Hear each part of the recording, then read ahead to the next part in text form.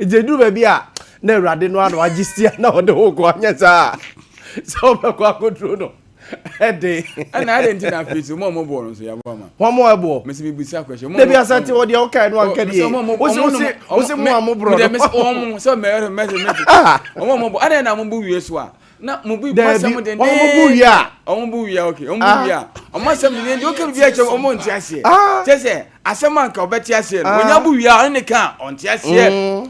Ase wa lawless ase. Asem bi o medwin eno so ade ntra ya wo de. Tina wo bo kobro no. Na ade ntina ya na. Etiri ase wonom nsa na wonom wadwene. Ye nom nsa no eja sante ensa wie no. Boys ne nsa no mo wie no. Ensa me de me nka ho no. But me de research. Why ye? Any commodity a mo bo no die. So wo se me na fofo ni bebre. Ye na bisa wo mo se na ti mo wa ya mo ye de. What ye nya wa wanwa eja sante ensa de se wo nomu a onomu nsa na sebi onomu wadwene ho obi bia obeka cho se manomu nsa nti jame na menye no da bi na de kro na opeso wo ye de da ba yesi ya na amanfo di o level eja sante ensa yenum gu yeyem yenum nwu yadwene mu yenum nwu yetirim enti wo buru se de kra sani ya man ya usu hia no teko no waboro na obusa ho so obede no ohuni fie kwan a ni nya no otutu tatai ko so okoi se no on tek dance ho ba bia ko onante beduru ho sanko onante beduru ho okay se kuma se so ba na otim de ni kire ho mati asie pa that means ba ne say ensanwe no ho experience no nya agro wabo awie kura ne ho experience no ya se nya agro ti nya bete masa koduru fie na ko ha wo yere aya asemo ande enya dem ho asem de enya wasem mami ni nkomo emrasisi a mami ni nkomo emrasisi a mene eye ora Solomon Owusu edi enkomo na no ne yetiye se krata bi akọ the special prosecutor office se enfifimu bi nkoso na nhwehwemu bi so enkoso emfa ensembia former vice president Dr. Alhaji Mahmoud Bawumia na no tu franka edema MPP amanyuko no 2024 elections no ede tu dwa se woyo bia si ye ka obi obo MPP party ne pa se wo boa party no a untimi nyi wabra ubeyi no esi nche so no nko ano last elections ye okoyi be 300 pickups there what the dom MPP party no mo de ye campaign na manfo busa se no nya sika wahi a what the koto sa pickups bebrebe edema MPP party na Solomon Owusu the krata akoma special prosecutor say ombusam enfama Ghana for mamene no eni enkomo na yenyinchemu. Solo, good morning. Solo, good morning.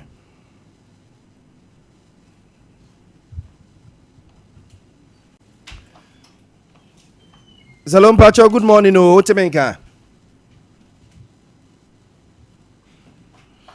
Observe where say yebenya ora Solomon Owusu ewo ahoma so na yene no edi enkomo ye say yebenya ora Sompa ewo ahoma so na yene no edi enkomo ni nyina fa asemo a na meken se mobeka ya na vice president former vice president Dr. Alhaji Mahmoud Bawumia na probo no cry ye kumase no ba ye mebo asante se 3 days store kumase no de sansem na tujanti petition na Solomon Owusu dia akoma special prosecutor no ebi na da ye TV su inti special prosecutor office of the special prosecutor PO box CT 1113 Cantonment Accra Ghana from Solomon Owusu so enaja ne lawyers din to so and a date 15th and I say 15th September 2025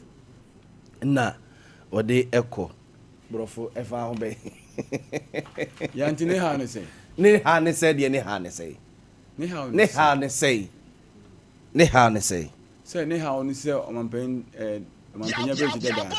Watch party no. Pickups mako 300. Say odam ne kan. So watch party no. Yes. 300 cars ntino. O me hwe kwan fa so a. Ye musa kon fa so a onya asa sika no. e de koto pickups mako 300 e de che MPP party no a party ni da so wode uze nipa ne pinu a boa party no obi wo no a ode ne car ma party no omoto aba no wie no osa be gina de ba we de oso de ache omo free buntu so hu ode ache omo free buntu. Solo, good morning. Morning, media. Solo na ho ye. Yes, we are chair na muzo e. Erade adom owura no so de ache saa ewo ahase. Ede nyame ase. Solo na ye di nkomo krata ya odi akoma special prosecutor yi na ye busa ho asem se na odi koye no asat yehu date na wo so no ye 15 September 2025 ntina je se almost there na watch etimi na meboa odi koye no what special prosecutor nka se bia wa sha ase anase wo ye ho adwuma what nka Nyame adom ne ya kata no 60 September but ya de ko ukwada no eba ze the family ni ani ya de ko so oje ne fel so e di bi ze omo internal process na be go through process bi ansana one wadi hojuma oni bibi foforo bi a so ye dan so ye hojuma e di ewe ni se obi hojuma.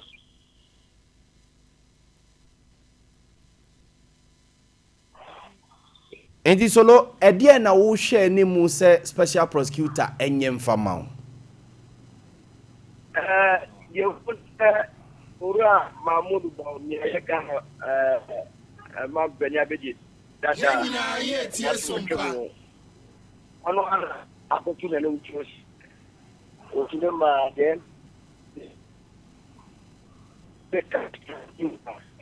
and there's a bit more says when it's all the yes are not true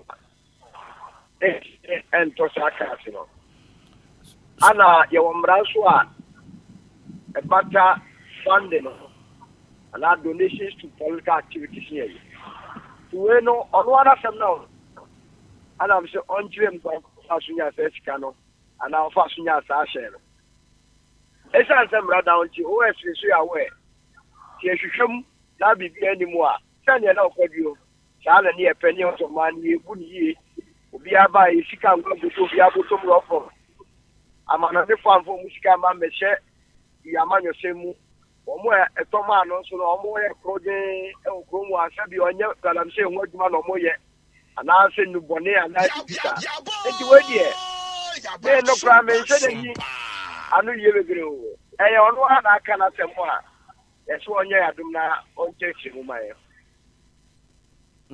na Solo obi so beka ne sese nka we die nka emfa ho se wo nya MPP ni na MPP fo na enyo mu nkomo no mu di ana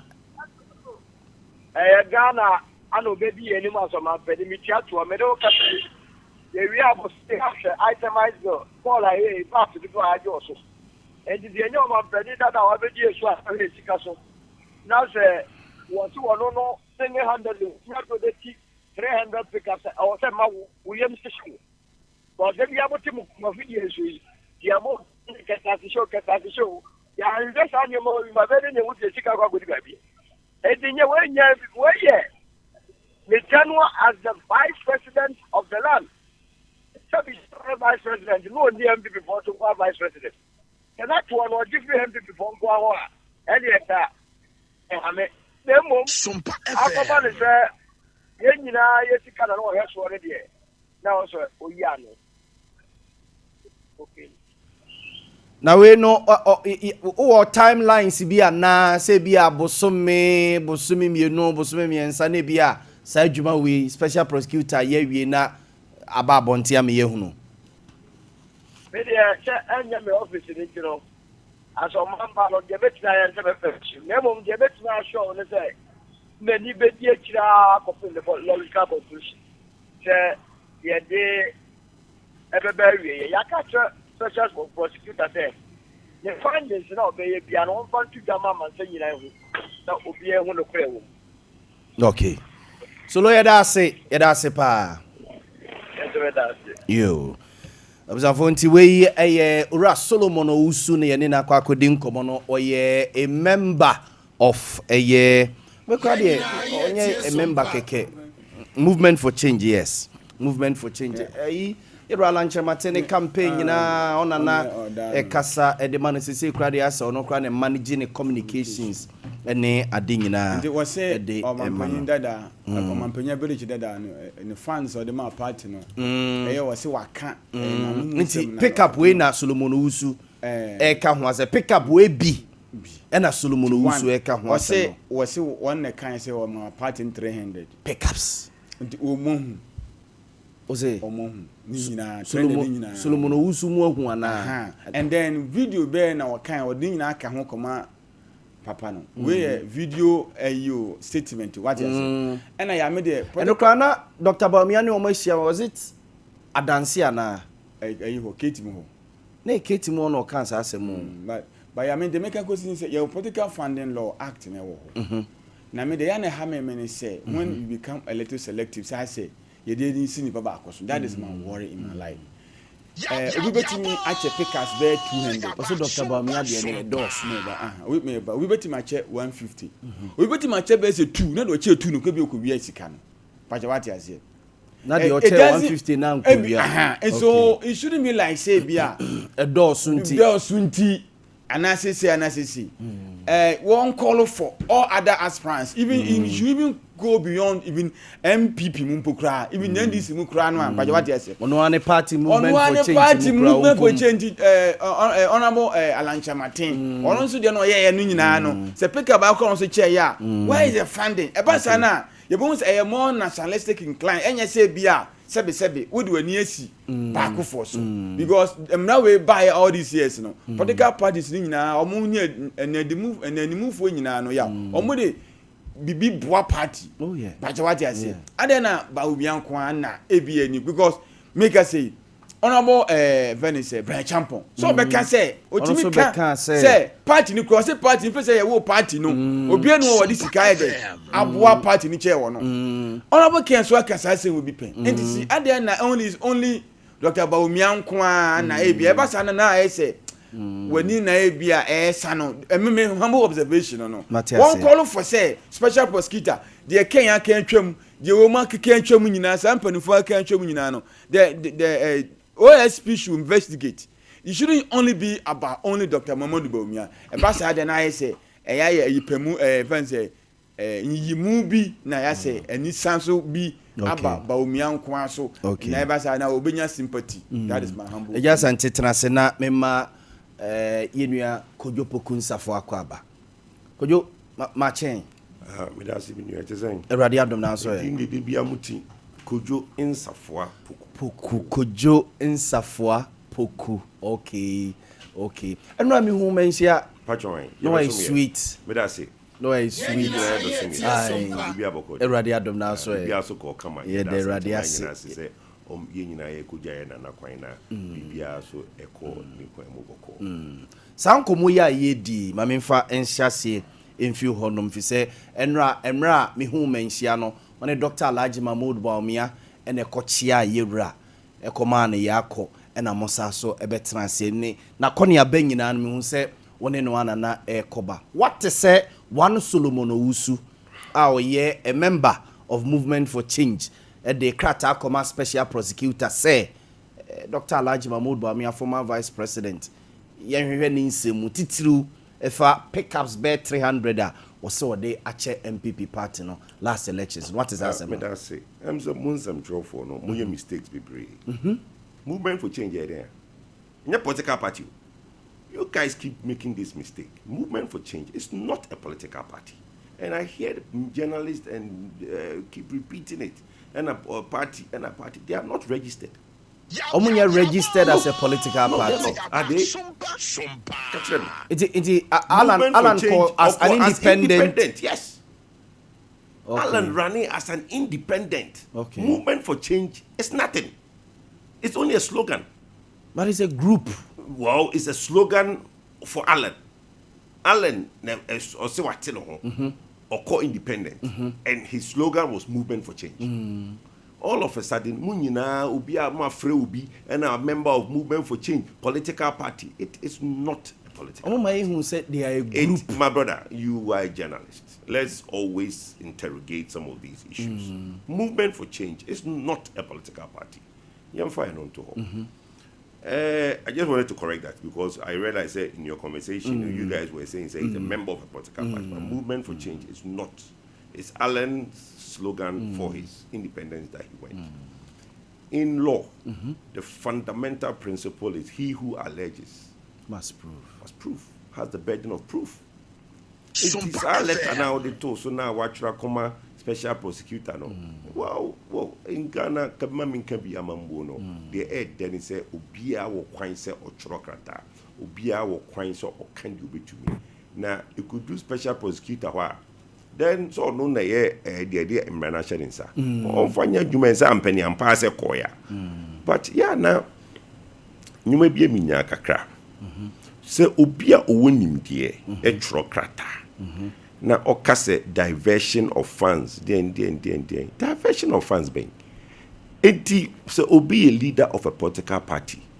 Unt me any fundraising. Unt me enfrefre adofo business interest groups. Se mumwa me na me to bibi ana me mwa me party. Enti sa nyoma we there munya much ado about nothing. Enye party kitwa MPP bibia meka se ade ba kwaya ni pepi no get it wrong is that those two political parties MPP and NDC the human capital and the goodwill that they have the pepi the agro is formidable. Enti say uno ebia yo wanwa because uno ebia pick up back cry you. But if MPP, the leader of MPP, raised funds to buy 300 pickups, big deal. And also, Dodo. How? Now, would you know how much the campaign cost? Yeah, campaign every year. Although the pickups that would you know. Didn't you see one who's a doctor? I got 276 constituencies every day for over 1 year. Hey, Minya, the logistics alone. Look. But yes, but the point, but I know, but I know just 276 constituencies are more going on. And don't do a cheap baby or more bed dad, your mobile D. Yeah, Munya scanning free from fundraising. And this is the Adofonio. And the politics in anything. Who is the me bottomska? Oh, Minya. Tikojo poku me yes, I'm a good president. Me call around 16 regions. Ishishi and Kofo. No, is na me bottomska. It's not possible. Adofo, yes. Adofo I can show you checks that from family members. No, but the point is that now don't uni me now for uni mabusia for minimum mabusia na fa de ntobuza za me now for me na mo me di hia no buza za me now for e hwan no na me na me discuss buza za me now for e hwan no enso ase e say why we now honey be say so obi me nam na me ye dia me nam for ye hwan nom na me nam na ma ba asesa dia obi amusa me nam for ase ne say but what you say look, there is nothing of a lesser figure of Dr. Mahmoud Bawumia, the vice president 8 years, running mate 8 years, with international network of friends, with local network of entrepreneurs. Ghana hana or lead campaigner ultimately raises car. And now what's the point? Look, my young fast conversation in Koho. Because I've set an example, say I was able to raise that. Do you know how much the filing fee was? I have friends, I have siblings, I have 12. What you say? My bushia for my cousins, my first cousins, 153. First cousins. No, 153, 153. First cousins. Men and Apoku transport or 24. It is okay. My first cousins, men and grandchildren. Well, that's the ones we can count. Yeah. And bushia kitwa. If you talk about the magnates of this country, come. It you know say Afro. Afro they started radio station in Kumasi. It me namna say me ya telling me say you know me Afro to me miska say kojo je koye campaign je ko politi t-shirt. So why are we going with this? And if I could at my level can do these things, how much more the vice president of this country? Me enjoy some common emwa. Bibi techira na. Bibi saying, oh, now asama okay now masawa baby free bay now movement for change or no be independent techi. Now can't see where else Bibi techi. Of course he or Bibi techi. But look, Minya, let's move it on. Dr. Bawumia is easy. Yes, your mama when he. O mama when he.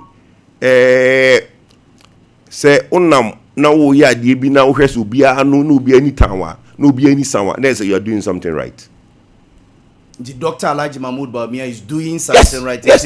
No, if you see any son, oh yes, if you share the way Obia any son Obia Kanasem Obia Churokata. Now hold on. Ekroma, this is the first time Obia General Baby Akasa about topic of my party. The being your first time. Thank you. Is it the first time Obia Kase or the Sikase in my party? Inti adinti na this is the first time obi ko kan bi de obi chiro ho krata e chiro say nipa ni sano o ti ase but politics ni de minimum hu ni say e drew sa pempenso na then wa ko kotodwe na obom pa ya chakopo say na me dase because wa pija me drew pempenso bia matamfo so anya adwuma ye and only the most important thing because say what nyankopon pija wa watamfu nya hwenye watamfu benya adwuma ye because nyankopon apagya wo no correct nyankopon oya de bi onwuma mienu opagya baako no opagya wa no amatamfu so adwuma because they say the devil finds hands for what the idle hands enti nyankopon no pese tamfu benya ibiatu no opagya wo no afa adwuma ma watamfu that's the whole enemy here. Wow.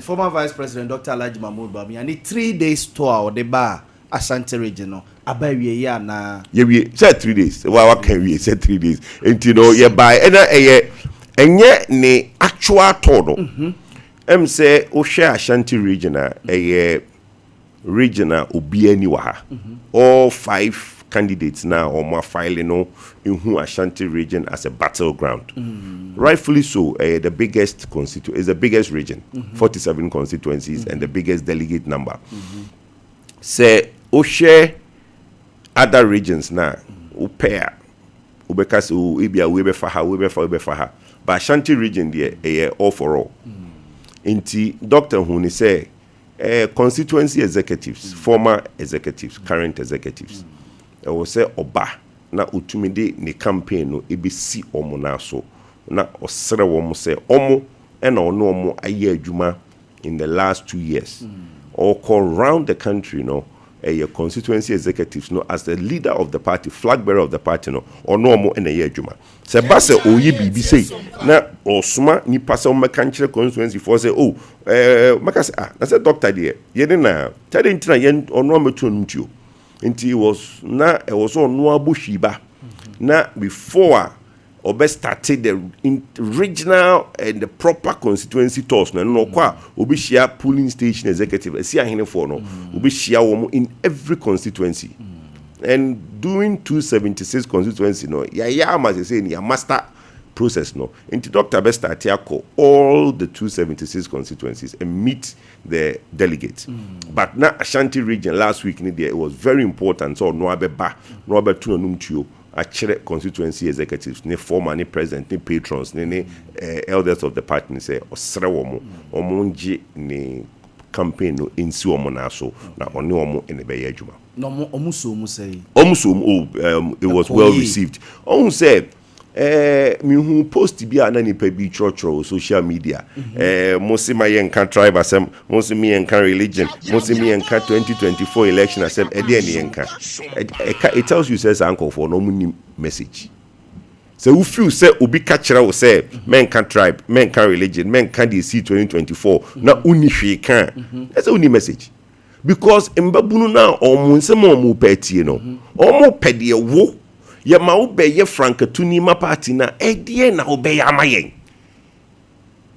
that's the number one question no minia ye wo opeso ye frankatuni ma party si ye the franka ni ma wa edie na wo be ye ama party to a larger extent o capacity to be president of Ghana no e na obeye na amayen no ye mu bi na setena mu ide akonanim na Ghana fa ne ntoma pefra enti the busa say enro asoso ye hunu de esi ya ene ye hunu de ebeye o eno no pacho tie me say yemfa ne say yes say yenim baby ye free by hu baby ye ko yes yemfa no nto nchen kakra yemfa ne say yenim ye nyina na ye pese wo no assemble na o be ka kire ye so wo ka kire me say yi sansem ni free table ni so a unnim de wo ka. That's where my problem is. Min ka se men ka sa accept. Okay. Min ka se men ka me be free ba. Obi an ka se me yen ka 2024 election asem. Obi atumi ka. Nyoma mienu a mi koju pokuma kan wo platform bia so say ka 2024 election asem. But o kan kanokre. Men kan se ma inim. Nunza manfo bi nka no. Oh, na say nsem ka kan say Dr. Winnie wo one Zongo polling station we futu no na nye no kre. Yet the documents data about we knew over 180 Zongo polling stations across the country where northern region share upper easter Boko Dr. Bawumia 000 in those polling stations. No, Dr. President Mahama, who won the election, goes 000 in a lot of polling stations in Boko. So it's not those zeros that made us lose. And say, oh, can't Maybe Jina Hong say, Dr. Bawumia, in the whole country, we need in only one Zongo polling station. It's not true. Okay. No, okay, na be correct. Okay. What I say, and your mom, you know, data be anywhere a chair say a Christopher and Twaba ama Muslimini because Dr. Muslimini is Christopher and Twaba. The data na ba abechere bia in the Reverend team for Joe Asen North. Or no or ye suffer Dr. Bawumia nyam bebre wo hose no in most of the constituencies now omoye Christopher no Dr. Bawumia nyam more votes in that constituency than the MPs now omoye a Christopher almost standing you know in this anke Christo any Muslimi asemo anka Dr. Binya less votes in areas are ebia Christo ni standing especially where a reverend in team for joy suffer standing anka Dr. Inyanse no. Enti sansem no ne say so wo bana wo be ka dia e draw ye be correct because the data na ye wo no ye wo election data look ya share 2024 elections no over 40,000 polling stations ya analyzes our data no adia ye hu say look the Zongos embabu no maba no omfu say Ghana Zongo e NDC ye MPP ye wini o e NDC stronghold. Zongos is NDC strongholds. Now, historically, MPP we need less than 30%. Less than 30% of Zongo votes across the country. Okay. Since 2020, from 2020 to 2023, 2020 to 2024, compare polling station to polling station now. Do you know, say, Dr. Bawumia did 40% of Zongo votes? 40%. Okay. In most Zongo votes. Okay. So we've gone from winning less than 30% to over 40% of Zongo votes. Even if we did more than 30%, it's far better than what we were doing historically. And the data is there. Everybody can go and get the data and analyze it. It look, I'm say the way our election is by the way our election is by and results in by, but there is also a silver lining in the results. And that silver lining, no one need data analysis now. Silver lining, no, because the what the APC who say yes, you didn't go, Doctor, and we need Zongos no the way I near panel, but was there an improvement? That was the question nobody has asked. But you share data, no, there was an improvement. What I say, where historically, no. Is doing 30%. Now we are doing more than 40% of Zongo votes. So there is an improvement. But back to your question. Say oko around the country. Now we shanko for can dear ube to me aye ama delegates. Dr. Ba Ashanti region no obe to the very simple message. Look, obe patrol. Say yawa ban mu enwe bia ye enemo ankoni ye twu ye antu ye the way else who no na umpa ye pacho na ebinimu coat ni omu mfifiri started ti wo mo ye de yenka ho ei wanya ahombrasie ni abepa atwo amaw as a member of government who you have 8 years na obia patcho on behalf of government na wo ye minister under that government na waba say o me de me nka ho na say wo na wo feel say under economic management team wan ka say ye dia be patcho na say nyewa bia nkoso a be patcho na misre kan Dr. Educhu no or ye minister of education education no school placement only problems are school placement my MPP like you now person the battle school placement the computer but yawa bamu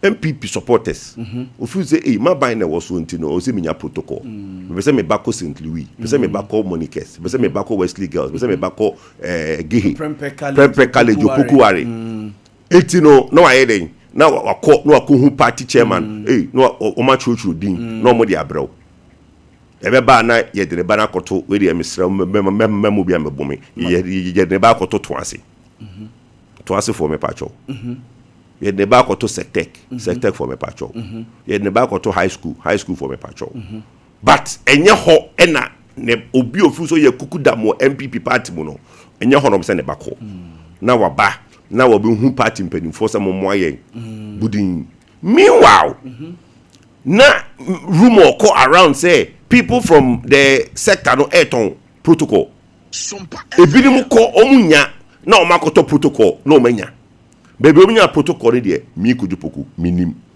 but sanyo ma ne konso awa emra wo no Dr. Duchum no oye minister of education enti no enye bibia da wunim because men ka se wo bia wo Dr. Duchum no wo na wo koton protocol men ka se wo na wunim mo ton protocol no but under your watch sanyo ma ne konso ama party onim ona beda hu we minister beda hu se go for protocol sector and now we David me pacho me ma yen fan komo ne nko but let me now say yes no the man make say we minister no say nyum nya be cause sector na obenim enti bi obi ton protocol beda hu as minister so hu obabi ache no but unim e be a party for the list aba list the ba and want to me anya ho hwe because e computer say dey work no but my party for the ebufui wanya bi no okoto protocol ema ni bufui enti se enye chopa de osawopa wu minister no yes no bi pa chowa mawa o se menka ho doctor so bi ono so hu ne se na dwuma o ye ne so Ghana fo ani na enye Ghana fo asem ne ye kan party for asem ne ye kan Dr. Bawumia kasa no o ka kire party for say ye wa ba mu no ye party ni na say ye obone a ye pacho because on party for ene kasa okay Ghana for there omo will have a bigger apology because eno ne ye over me pacho what you it is a mambo no to understand cry no sa apology no to understand e become Ghana for but where the anger look obi NDC ni ene obi wa adwumam na say ye pamona no ye MPP ni a okotena fie no akasa na wayekom because if you say the party are losing ya pamono me pacho me boa but ne okopamo NDC ni wa adwuma mu a unim did obey na buy na aba thank you also lose the abra ma party aba and that's where the problem is and say nipa ne brema party ni ba from polling station all the way now oba then all per protocol and answer all per placement another place you get fund scholarship unim nipa no mo per scholarship o Ghana ha o mo MPP for o manya scholarship ni bi unim nipa get fund the juma e bi onya contract up to na kra yentua neka ni nyina ya dedication enti say wo no nipa ba ko pa o ye minister no untumi e addresses our problems nyina but eno so no e ma nipa fa so ebufui boni you are the holiest person no or get boni 77 times 7 a day inti ye Roman for ye kasa through my fault through my own grievous faults inti say ye start massa ye can say bonia minima amaye bonia minim ni de minim say oko Roman ye massa ye start massa first ye can ye Bonia minim. Any bonia me day minim. The known and the unknown. Facha me. Na obi e di ahobrasie mu. Ako pasa chodo. O se be de minka ho. Anyway, yem fa no ntonche. Enti ono de Dr. Bawumia some of the kind was very simple. Say one, welfare. Say nipa pi no ebi obi wo ho a oba oso me yendwuma mo. Obi wo na dwuma. Obi wo na dwuma. Obi wo ha ebi o school na amaneba. Obi wo scholarship na amaneba. Obi wo ho a ebi a ne yire adwuma ebi o transfer na amanere. Nipa bebre will be a diverse problems. Nipa bebre will be a diverse problems. Into obey what is called a welfare office. Welfare office no party for omo in good standing no my year juma den no ye be tro obi a ne hiasem. Inti base o pese o ye ehiasem ni manipa na o share welfare database ni mo obehu say asumasi sei no pe asumasi we no pe untumi mfa brush ba ku mpinti obi aso meyin djuma no bo na djuma me no kase obi what magazine o ye na djuma party for then the usual what come from the last campaign you bear no constituency based budgeting. Into the concept of the budget, is to look at every constituency in your ma or muhiya constituency hall. Near my constituency for no the unsupervised no participating in that budget. Ebema a how ne work constituency no akoform because who national who the war. Because the Minister of Finance, you wouldn't know the constituency's problems. Yeah, mostly district, crano, so is a much better approach into it. No, Dr. Koya or no, the obetumia ye or the better party for him. So you, my personal kakra. The last time MPP Makusia yese omoto aba ape obi obetu frank adiama party no na oka ho di pe kofa forms e submit ye e go through vetting ma ye ji omutum no na oka ho this time ye hu but ye hu ya ne se kojo former vice president Dr. Alhaji Mahmoud Bawumia the team ho chini o maimu kasa defende cheche ni nsem de ade de na wahu a ntie bi Ghana for ye nhunu ye party for ni bi nhunu ye a nu nti udi Dr. Alhaji Mahmoud Bawumia chi na wo fi say party ni nsam fa ni nkobio 2028 elections wa bra binom so fi say da bi ade no ni kwan say yes a de na wahunu wo papa nim a bi a ye hu on say ye call super delegate no in 5 we months fie and I'm who say nipa 5 na ye yi omo no nipa na me feel say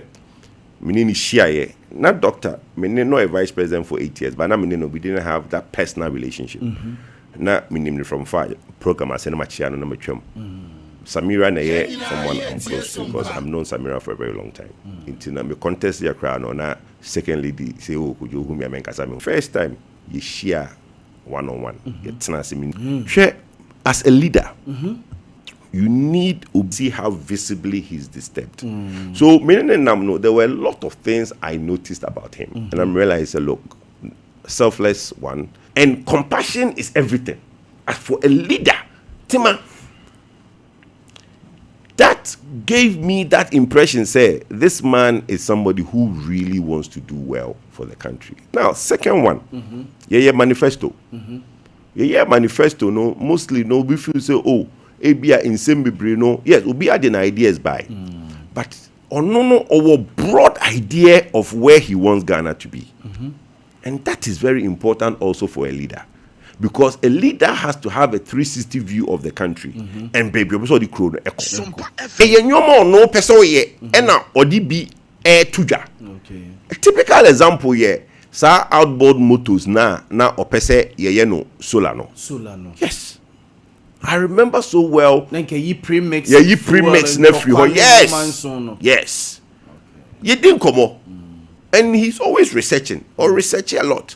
So all the pie, I'm saying. Then I started looking into it.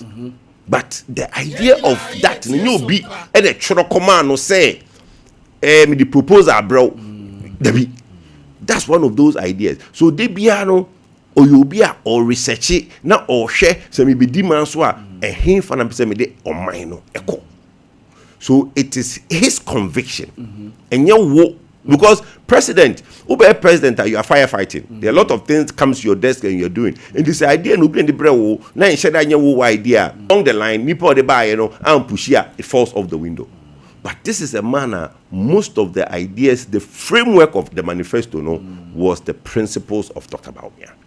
And after you lose the 2024 election, I'm going to say, within this short time, see, could be even me could you put with all my resources, semi call, na me be ye Frank Tunima MPP. The manifesto and the ideas of Dr. Bawumia, and I'm the bad me campaign. So then why contest him? Okay.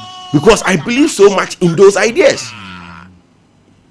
But what I say, and I also believe, say, you call around the country selling our message to Ghanaians. No, Ghanaians tie, but Oma Homeso. Ghana 40. Boba Homeso. Ghana 40, Emso Oma Homeso. Now, Osha Kromiswa, de Bia obi di Asemba. Ghana 40 Homeswa.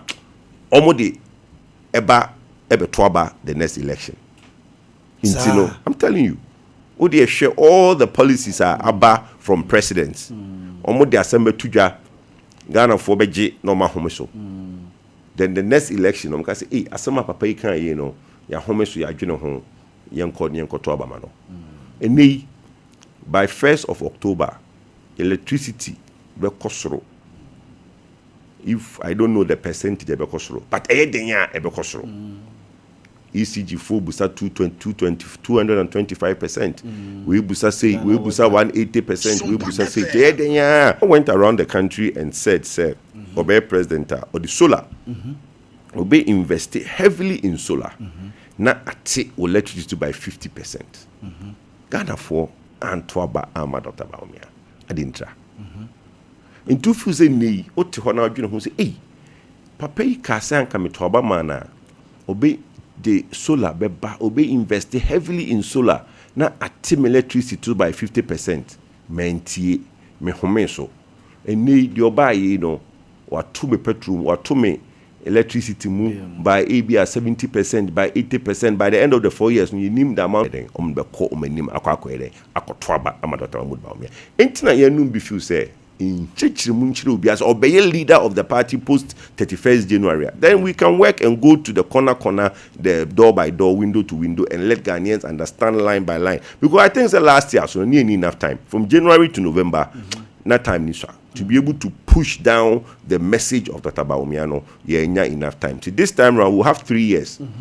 Na no new ideas are aba nyoma bia ye pese san de ba ne san de betudwa ne de beka de ye de tudwa afrase no ensem bia honorable Kennedy Japan ensem bia Dr. Brian Echampon ensem bia Dr. Oseya Wadutwum eni ni nuanom ne omo pre sa dibrewe eka de efa no ho ebika tribal no ebika religion bebrebe omo urugum sa sansem no omo kan de fa no ho no oben no oti eya ha no reactions no the reaction is he basically brush it off the shoulder. I think as a politician also develop a bit of a thick skin.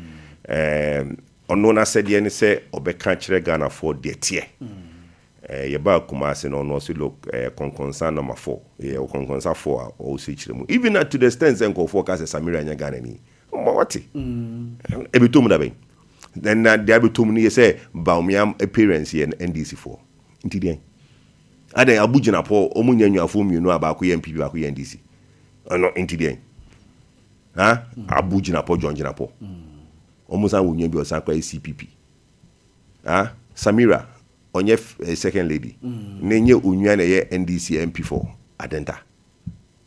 But where are we going with these politics? Intina me kase nipa no oni asempa bia ka kire wo voter you delegate no oni asempa bia ka kire enti di opeso ka kire de say me say de osi esoro no yen say no ne ntwe ne mra form. That's the only way we get ahead. If the only way you get ahead is to pull somebody down, you are not a good person to be ahead. You need to be ahead because you deserve to be ahead. Can the ube to me aye ne emfa unsi animu na men ko pull you down because that's how you get ahead? No. So yes, otia he's human, right? Especially when it's not true. Okay. On one case, I can say, former president say, I'm passing Bankokwe report in the back. Na Ghana for the two just say a tribe or your Mamprusini or your Muslimini in Ghana for Antwaba uncontestable. But the report in the back entesa report 3 ye meaning anywhere a can't Muslimini Mamprusiasm. But what I say, and so we can't throw to swap what's ya. But that is where a name Musumada Roma, Mumaya Akunya say a mechana so in Ghana for Nkasa. And I think say Ghanaians are discerning. I'm saying nipa pi no ya na ebu Ghana for abofia. Ghana for the policy say pop o matiase. And where me kujupoko and no me tuche ma Ghana for ni say 2024 na ikruma yedin. Ye kunyina no mo boje so ba no mo yo madwene. No ma form o ma fire ho adwene dada. O man kan kire mo so. O mo nche say o ba na wa ye kuma anana mi twemi wa ye kuma. O ya se o si fia ni bi no mo ni yesa. So. And so now my imagine. Inti Ghana for the trust me. Also to chema womo. And no and I yemu bi no ya fa ho adwene say there be. We are see the omuna woni trim no and you would ni. We are see the omuna woni trim no. Na e would ni. Say me no tie no omuna woni ma me wo nyaa na omuna. No bi omuna woni trim a. We na ho so omuna. The omuna woni trim na e would ni. Because the share na dwene mu. Enti ye ne de ya ye bida.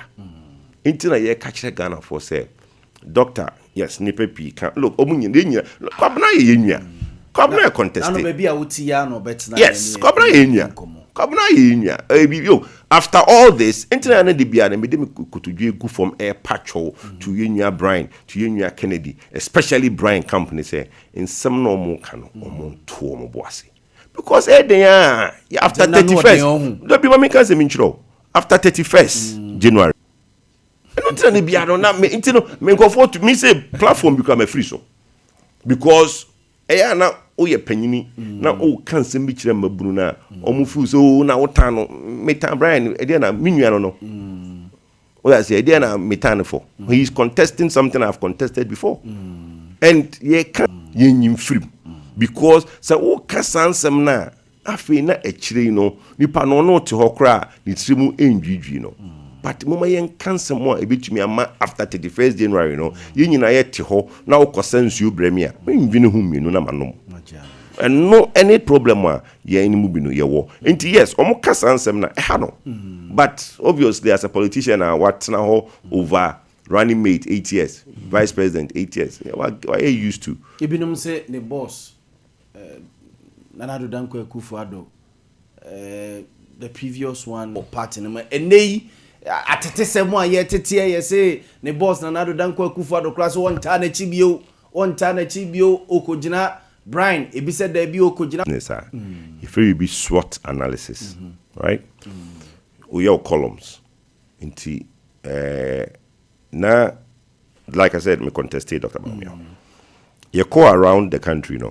utiti because utuma doctor omomo abamu no o ma na besan ba you be nim see utuma doctor o ye na do stooge you be see utuma doctor nipa bi a o mo sha na do chino those to be powerful o sha na nipa bebre eni doctor ho asembone but what you say but na vice president or yet to na do nintino na nipa bi if you say so utuma doctor saw the problem with the existing environment na we are what abemu no would continue there were a section of them utie Kennedy campaign the Allen and the Kennedy campaign and or a government establishment candidate and all those things intina and no I want a plus and minus thank you and now you say the establishment so to speak no you do your SWOT analysis and look at your columns. Intino omo na omo feel say ansem na me kan earlier no true no. Say no it's not true. Enti those people who were not happy so lose. Ebinimu na omo pe establishment na seb no say the fact say establishment ne back you so back you may lose them. But there is in politics is a SWOT. You have to basically look at your strength, your weakness, and then look at your strategy. That is internet your war if it's in there copy January. Ye be ko na ya koton in sempano. Look, so far grassroots in Babunu now mu yes in there. They are comfortable with Dr. Bao. When you say, as Antamokan is a goodwill, no? Goodwill. They say stability. Yes. I'm so free them happy about check. Goodwill, any stability, ben. Almost say, almost say, Ato is forcing. Ato is Tanya Mania said to us, say, yeah. I feel now 6 months, you know, nothing since I'm not starting ever. T.S. Romo, my mom, Kakra. NDC for the Omomreso, and your Massam and the Episiakan. I don't know where the goodwill now more can a war. Yes, maybe it be the move feel say because yes, in Ghana for to Ababa woman. What you say? Until to Abama will be a yen tempanana obey Kazu on your idea. Into Modia, my information. But so be Kase, Miss Rusem the doctor qua Ghana for Bejana. Ghana for already. You see, my main cancer intro. Se nipa no epie bai na obeto aba ema obi fofora na ne kano eden kakra you share data na overall from Elembele to Pusiga across the country no over almost 2 million people MP ameto aba okay pachocha say adintra sanka oh yeah so much enthused about MPP John Dramani Mahama ko baba beto aba ma John Dramani Mahama. Now share John Dramani Mahama votes at Unyano 2020 and Unyano 2024. It's only 104,000 more. 104,000. Right? So Obi Enya certain votes in 2020. 4 years time, Unya almost the same votes, but Odia BT Obi by almost 1.7 million. The Chel said, Nipana Uwini 2020 and the supporters MPA. Another thing I did be an yekan say we have a voter population of 18 million and change. You move 11 million and change per any P by Ebetwaba. 7 million Ghana for Mbabunu are not interested in the political discourse. For me, Kojupoku, said Dr. Bawumia be a leader of the party, or whoever becomes the leader of the party, post December, January 31st, Juma was say ASR 7 million now. Omukura voter ID card and so umpie embeto abano. I was here to me call omona sukubusa omo adikruntra.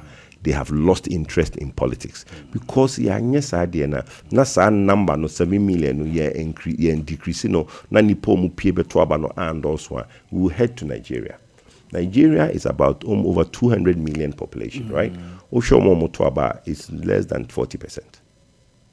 Nigeria records less than 40% of the voters of the country population that votes. It's bad.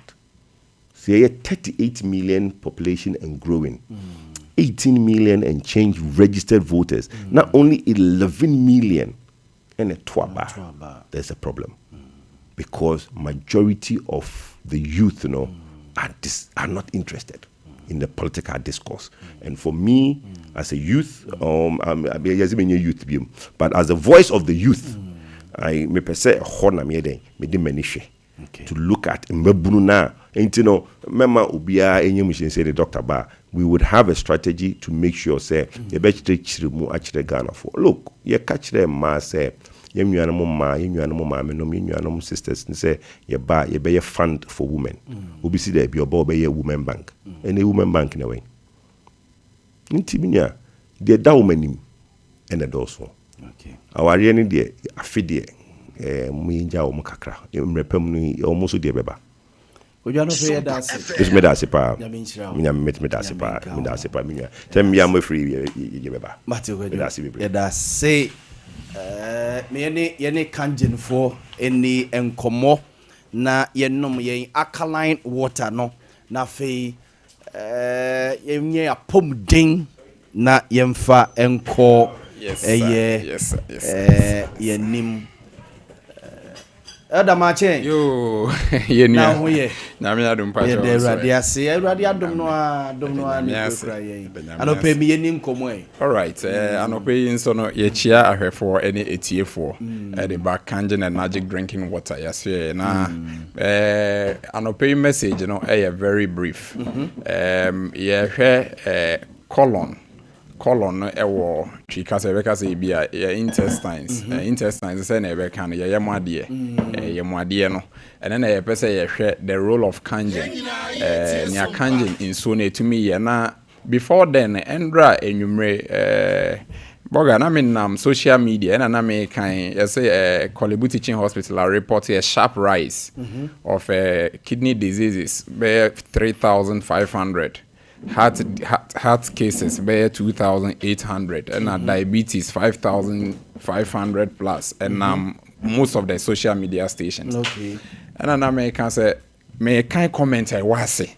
Now it means that people are now researching and knowing the cause. Yeah. One obi comment or kind or say I was post na say we TV3 Ghana TV3 Ghana 15 hours ago or say obi comment or say an overwhelming percentage of the kidney cases will be youths and a diabetic will be children. Or say as for in person about regulating body, no about regulating body. Or say as for they will continue approving and vetting sugary drinks and acidic drinks so far as the producers can pay. But it is up to we the citizens to be wise as responsible parents and adults in other jurisdictions. Preventive health education is a priority to set the yes. in their health system. But sadly, in this part of our patients, in this part of our world, patients are considered as regular customers. Boga, comment in the war. I say I'm reading from TV3 Ghana Post. Obisu to us can say, or say a purely energy drinks, soft drinks, or say acidic drinks, carbonated drinks. What's running now? And now me can say. Drink a lot of water and walk a lot. Until one me be mu say insuo no so make sure say you drink good water. Let me the phone now. I can give you the phone to read. Okay. So now me hear bin so say galamsey na and na kidney and this is only Kolebu. Confanoche the last embaye. Yes. Enti when hospitals. I'm telling you the Enyanko hospital crown so wo obi die hye no ho onya ye diet any yensuo enti dia kangen ye ba be ye bia na adesua ye ba be kira de kakra ye nim ni nyina ye nka se ye nim da bi me nso mi sua da bia na me research na mom kangen nsuo no e de apomuden papa ebrew boga anope ye nsuo be 4 and 3 wa ha na ye carbonated drinks mesre say MCR no be tiltika crazy ye be kasa fa hiromishini doctor bia or a professor of surgeon why surgeries ahodo be 370,000 plus na surgeries why any colon intestines ye muade mu no na ono na discover endoscopy ye me can say light tube bia omutumi di show anus na ye show ya hwe ye muade se den ewo mu efin na yetumi yie enti de bia ye ba your doctors in penyifo ye ka omo ho asem ye mfa obi ageke ba ye di doctor to Warbeck by yes so no can say nipedua alkaline wo mu na yare ntumi ntinem sa doctor ne den no waye ono na discover cancer and afi ode ehu duro by afi ye man we are seeing na basobode Nobel Prize 1931 to any man sign international Nobel Prize. And let's look at this four waters. Benis drop pH indicator no what the first one here carbonated drink. Or my what drop it bed to okafakra ho enstro monsieur my Libya burger facha me. And open na me here my entino. Answer na o free studio no. Yeah, testing so first two ni nyina ye yellowish, tested ni fourth no. Na kanjen ye ba ya na pese uhun se insuo no edemu fo anase eye stronko.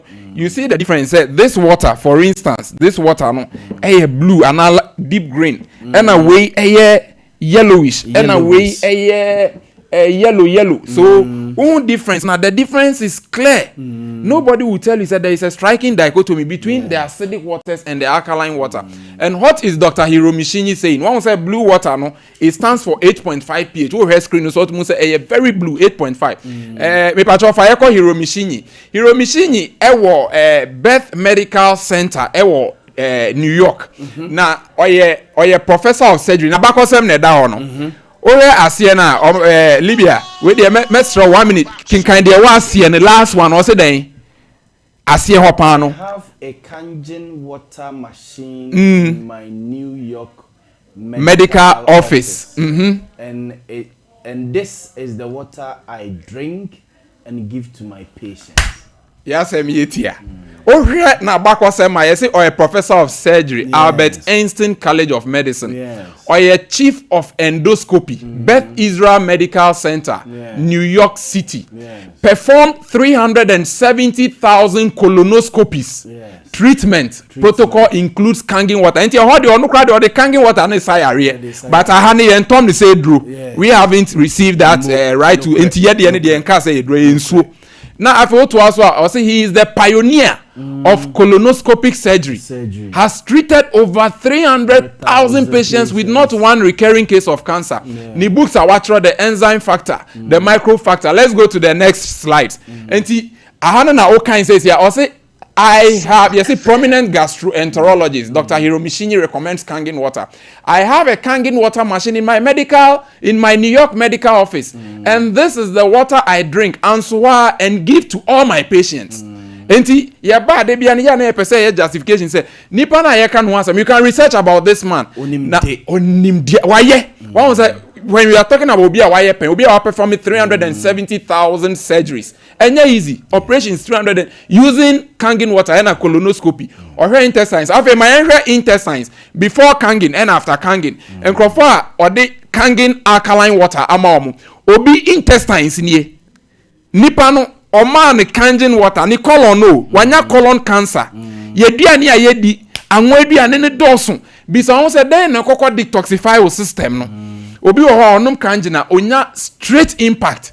O se minum ye ne me jinson tentem flashy u intestines and our kidneys and to be to say galam say aba be church say Kangen machine ye nsuo no machine brofona programming it to the extent say e sa heavy metals ni nyina free nsuo no mu mercury cyanide lead ni sa nyama nyina free mu and it gives you purely alkaline and aba we don't only do pH ebi wo wa ye ORP ebi wo wa ye check say chlorine won so na wonum ni nyina ye woni ama ye de so ehwe and when we come here it is pure education and na Akwane can look at the benefits or properties of Kangen.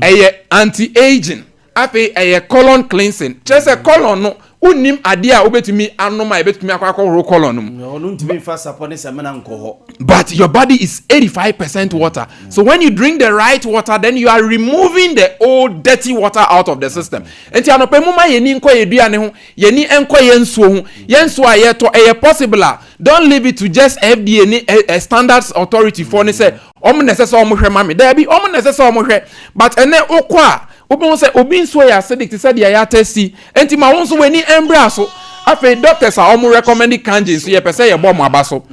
Nano obi ba me office and no can tell me say Dr. Penyin be recommending Kangen water man. And I'm saying this is good news. The doctors are researching and seeing the truth. Ben is Ade Akye Abia also. But your column asemaya yeke and one large intestines. I didn't say you're familiar with. So sa colon yes God on or order of beauty. Sa colon a home to trillions of microorganisms. Some microorganisms no your friend that's microbiota. Harmless. That's the intestinal flora. They are supposed to be in the intestines. Into digestion at a key place, nutrient absorption, storage better key place, and even to the extent of elimination of waste. A body requires so much build up in acid that the acidic build up. And on there will be an imbalance with this flora. A how especially kidney. Because kidney excretes our waste. And the absorption of glucose, diabetes, so it's a keep because sa build up no. And me and you was say and I was say glucose no metabolism of the glucose need take place need ain't me and the lipid absorption so no related to the heart diseases. It is our heart diseases need diabetes need na. Livia Boga there yes sister I can am nurse I can her screen so na the striking dichotomy. Colon na aye fia cancer wom. I am manipa Kangen water for 3 months. Insuo ena awash emuni nyina amana ye fita to say or a newborn. This is the change Kangen brings to us way. Pacho enti say sa microorganisms make me dijuma here they thrive in an alkaline environment tinina ne kind and another drinking water ebebo amada obo say when you irritable bowel syndrome that the IBS and there changes in the bowel syndrome as bloaty onya that indigestion odidia and digesting you know I check me former area head the Church of Pentecost say okwa homje mu area head e JO Kese Apostle John Obin Kese Swami area me say ono de me nyadu ni office but say kanjin nti sa heart burn and bloating ni nyina to etwa and I can tell you most of my pastors are sure Church of Pentecost most pastors are sure mission homes ni omu members omu to me friend member yenya diabetes na inso keke yenka say edro yes maninsis an inso na fe no onsis an eduane no on the alkaline diet to say fruits ni vegetables more of those things adentina Libya o yare na okotena ekrasia enche na apomuden aba leaves na wo me call thigh green and fresh yes me call thigh base be thigh massage e wa hodwo last week na me the wife kwa ma ya massage ye call ye oma planty green leaf all around enti a home from ani ye different oxygen ye different the healing ebrel enti asem ni yeti let us go back kanjin say yes anko na enko fa biem make sure say we are going back to alkalinity let's go back to the canity bia na ye wom in so anyankopon boy na ye alkaline go back to drinking good water afa yen so no here bia number is 0241 44 91 0241 44 91 and afa 050 and 050 737 94 ebia na o friend numbers na ye engage aye busy o send WhatsApp ya beje wo feso afi yen social media networks ni nyina ya activated o kwa verified Kangin and magic drinking water opesa wo tombi with 1000 cedis 2000 you can come on board in so ne boy fu 30 Ghana cedis and our distributors no crowd the major to say 10,000 ede kono ye the more at 24 Ghana cedis enti ye kasa santimemu ha de enko ba bia anton so no more than 30 Ghana cedis obi wo ball gas awaba market cola market otoni de 27 28 cedis enti wa oti asantimemu ha ye di nso ko burger nipa ne tom 27 cedis na oti asantimemu ha o tom nso 35 more than 30 don't do that enti Kangin distributors nso ye mamoamo mo boy djuma kama yeah that's it no pay that's it for we Kangin and magic drinking water pebi ai na no me anam ka say ni padua no mu zoom la yo clear feeling nyina de ama wo de di ubankunu di wabetie di ubibia uya nom Kangin no be ye adwuma ni nyina Kama. Ede amama means I'm repeating numbers in the mom 0241449191 0241449191 and 0507379474 0507379474 na anyone more any enkomo Yas toothpaste and then a brush and ye di chichi yesien Yas toothpaste and then a brush and ye de e po yesiam yeseno apa fita me say ye wo mo ahodo ba miensa your Yas total care toothpaste your Yas whitening toothpaste and your Yas herbal toothpaste ni nyina no e ma o sene pa fita eti wanum na eyi wanum now body no if you honomo now send so no home green ni niam na akwa hyehyehye ase ne ade no eyini nyina from otima sere badwam aka sumsam enum kankan de enyu jack enye kra payas toothpaste and then a brush and so no your dia no odin your dia no mre enkwala de empanimfo de na ye mere wane enkokra no so no ye wo mo de wo honom your dia no odin ne ya no mre je se bibia brush ni toothpaste de hwe se what the Yas toothpaste and then a brush no and e betwi o sen time herbal mixture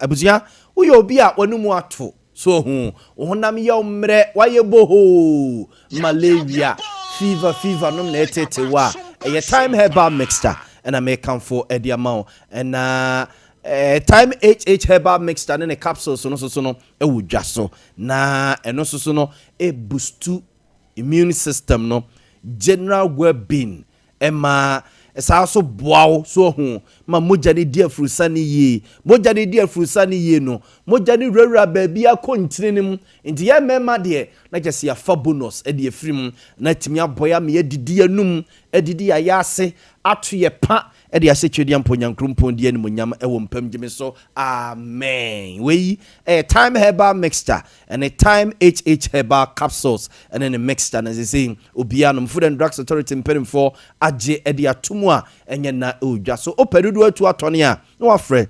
0244 417669 0244 417669 now ni yen edin komo dwaben rabank so ye ko honum na omatutu yesikasem de ama yen dwaben rabank ena ye ko no matutu yesikasem e de ama yen ebusia omo product bebre e ho he wo sika woni sika oye hiani wo ye mobro wa afi na wo sha brabo ase upegetri dwaben rabank se bra ni yen so mu na ye mo omo asempa loan e ho adwadifo mo a chese mo import niema wholesale niema moton bia mazifo ya moton toka pass ne ya de opebosia kakra wakra niema bi abegu pot ho also ukoyi usika ne nyan mo ano pressure wo so ene dwabin rubber ngendin komo ombekọ akọ niema ne de ama simple kra eno mo obapa loan scheme so no mo a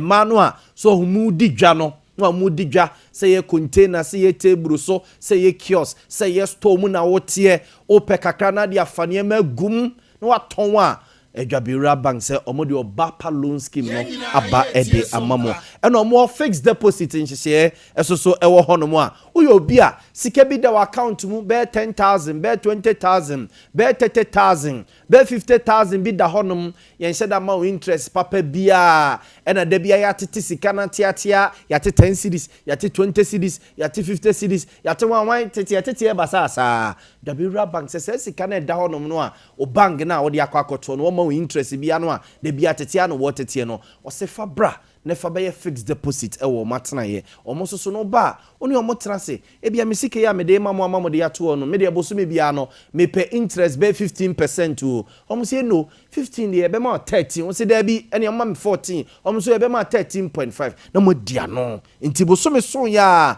obo se interest ne ade ade nyina no sika ne da ho na eye interest so e ba kama we e dwabera bank ho asem ene ye ka e de chiwe branches ne doso pa branches no e doso wo mo e wo dwaben e ho na ye headquarters so ho ena obehu wo mo adwoso onwe fumasua bonre sepetim pom Roman Hill adesiman New Road ene pankro no ne aboaso nyina dwabera bank ye wo e honom ene wo mo eni enkomo Kingdom Herbal Center Kingdom Herbal Center yede enopia bedwa so yede Kingdom Garlic Bitters and then capsules Kingdom Garlic Bitters and then capsules eno no eyobia chese onase tatatai so hu o tenase kakra be ne se onase tataye ye befua stroke no aka wato tim oje ho ba bia anyia adura me kamfo de amawo Kingdom Garlic Capsules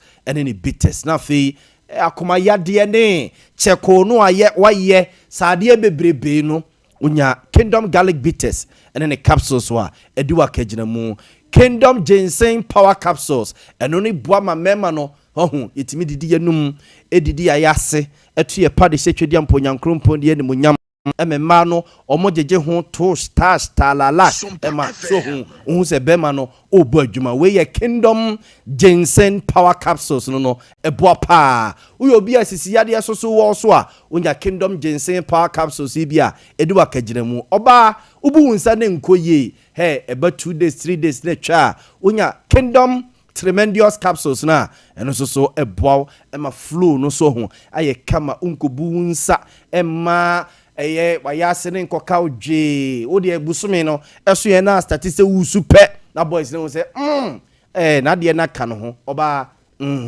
esa siesie wakoso yakumanum eme hoche kama ohu emu ya frem oh ja Kingdom obo adwuma fre ya grace oti fre 0559761144 0559761144 na anyone any enkomo anyone any enkomo RSYD Novigi Studios ebusuya ho ne yeko na yeko no bibi bia wo pese utwa say ye picture say ye advert bi promo na pese wo ye wo pese utwa movie bi skit nom ne sa ne ma na ebusuya fo yi me say kingdom me say RSYD Novigi Studios ena yeko na bibia aye correct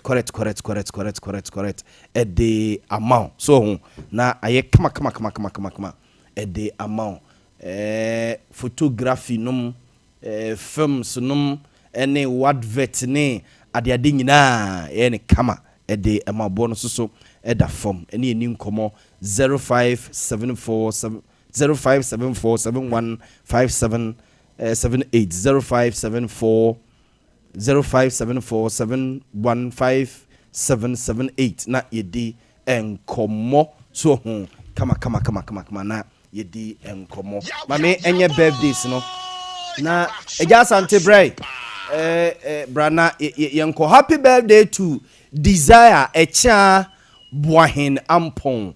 Happy birthday to my daughter Desire Echa Boakye Ampon. O papa therefore dodrodo Ampon. So and was your mom happy birthday. Desire Yankopon nshira wate na enyini be ye penimpa ye good girl. Happy birthday to my beloved Portia Asareboatin. Happy birthday to my beloved Portia Asareboatin. Just and to them they always say it's our birthday. PV. PV. No wa huno. Yes. No wa huno. Ah, uradia. No tuntuma. No ko na me passa. Me fa ko. Afa be gase we front tuma. And wa nya say me twemu ko. Wo nya akwala bi wate. Wo hye ntade bia ba yie. PV. On force any ba ho. O uradia. Obeka kire o. De wo so ka bi obeka kire do ko de be. We PV. So what that for pa no. When I odi na mo. O bi didi me ofa na mo ji. One of PV I minim no. We na ya ba Portia no tibukro me ya. Portia Asare boate. Portia Asare. Yeah, Portia Asare. You know say no okoye reef lane bi o. Ai, yo mu le reef helicopter na tito ye no a. Ode flower say kwa akoto no a ono a me nkan to aso bi o. When birthday Happy birthday to my auntie Lydia. Happy birthday, Auntie Lydia from Nana Ajimai. A special birthday to Hajia Aisha Nyantechiwa Boakye. Oh, okay. Tia, my dear girl, senior high school, Fijasia Sokore, headmistress. Oh, mommy, oh, you're a lovely person. Oh, you're a lovely person. Hajia, happy birthday, Wati. Yes. Oh, you're a lovely person. Very lovely. Mama, you're minstrel on Tonkanem. But I said, Nene, when you say, is it 59? And I say, yes. Yeah. And then I said, when you say 59, now. Woman dey say ja beg me for daughter bobo mu ejisa how do you Mama happy birthday ya bo shira o ma ya de be osa onka ho from your son Emmanuel Apo Mafu P tutor ne o ma ye wo Sompa singina Apo ya ma akaba akon okay yo esusu ye a birthday from you can say can you see Edda say Dickness Mavis Osu answer Dickness Mavis Osu answer and then your birthday from Elder Elikim CEO of Kanjin and Magic Drinking Water into happy birthday. Happy birthday. Happy birthday. Pa enko emfa emmam. Eja sante. Enti awie. De nyame kuku awe. So ka se ayifu bi. Kuku a. Ayifu no ayifu. Omo se omo nemu. Omo nemu ba. Se omo nemu dra na ehu de be. Enti no Oma me do the same pen first you be no comment. Boys ya kwadi. Yes ante. Ya be do. And you say you call enti no Yankopon daroma bibia ba wiye no. Na ya Grace ayi akwa no a ayi over video no to so na. Sa akwa na ono se okope ayi o se okope se sisi na. O so okotete se bremayo se bantema ho no ahwese ne nananom betwam afa. And I say oh the baby aso de o. Na obi so bisa am say sa video no. Why no so twa video no na nipa na no twa video ala de na Bradford na JC ni bi.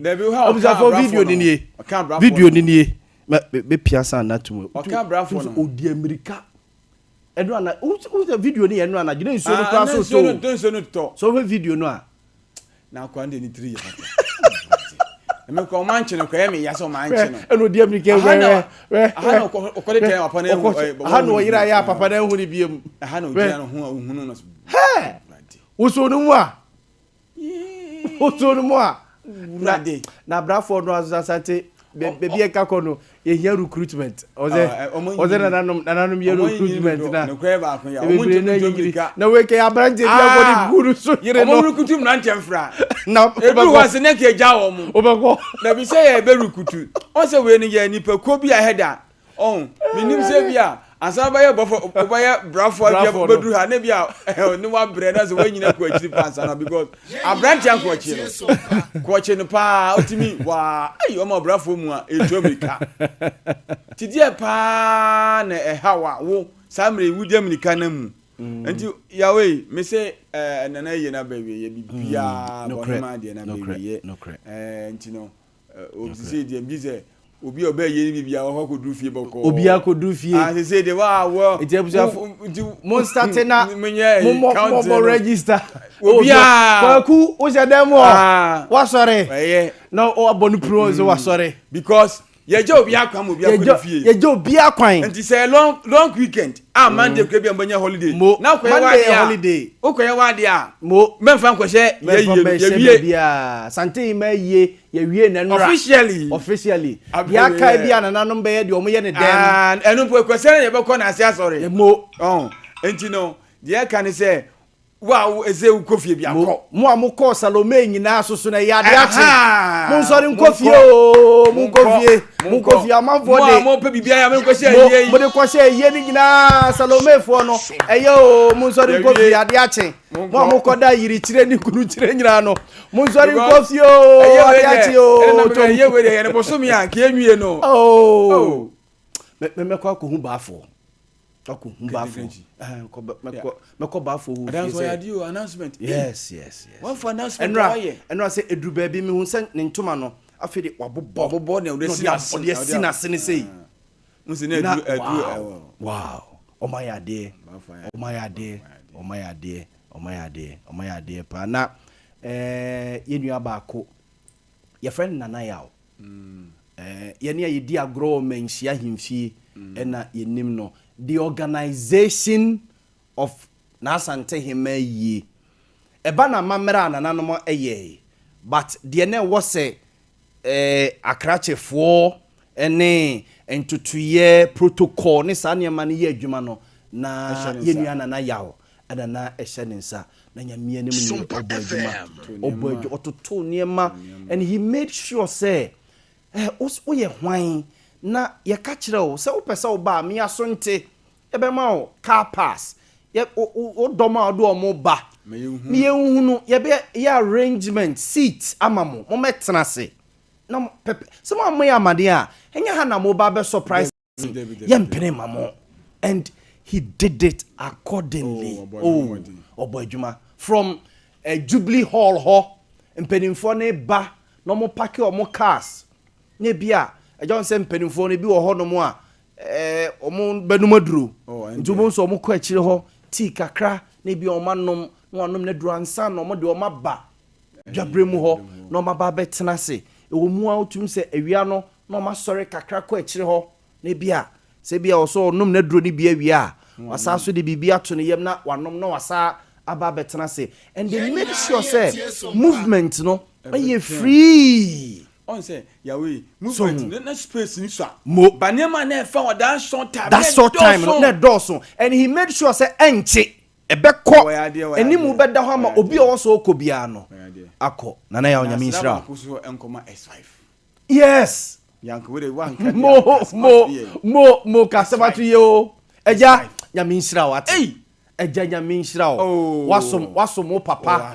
yewura asante hene na wasom ne nananum nyina asante ye nyina ye kodidi o ma ye duane di mini media ni a okọ S5 honom ose wa ma wa duane ani media fo nyina obi kra mpotim be gyan no asiesie no ho yes hona ebi begina na omaro mo ntade na oma shatade foforo ebi susu be fra omo ntuma hono ebi kra begya omo cars esi ho and ade ba ko mi hu ya eye me nwanwa from S5 hono mo de comment say mutwi kakra and they made arrangement for Pragia ni gina hono omukuta eyi mensia stickers ni bi pass ni bi no mo de ama mo odo ba besi ayi bafos man kwa ne ho enim ho no mo na wa fa chire ho na wawuram sa na se usi wo ayi mensia government hospital run about no so a pragia no so e wo ho no ene bonjour ase ho na wa fa no do wa ba besi prisons ho no na afi wanante ede aba ye mo maba so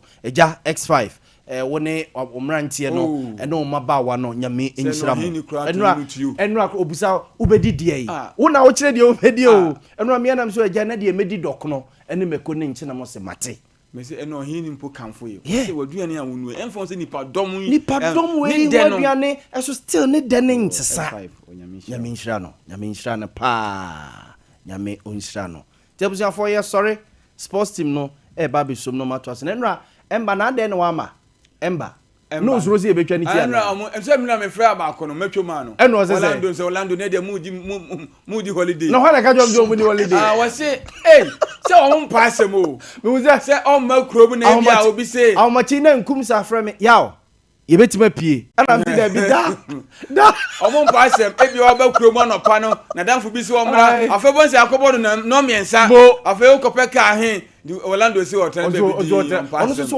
what so am side ho baby o omu nyina so mtete sa eti no ompa edi se o brema ho o te asta ayo ena ayite brema Orlando te brema eti on edi se wan bie ya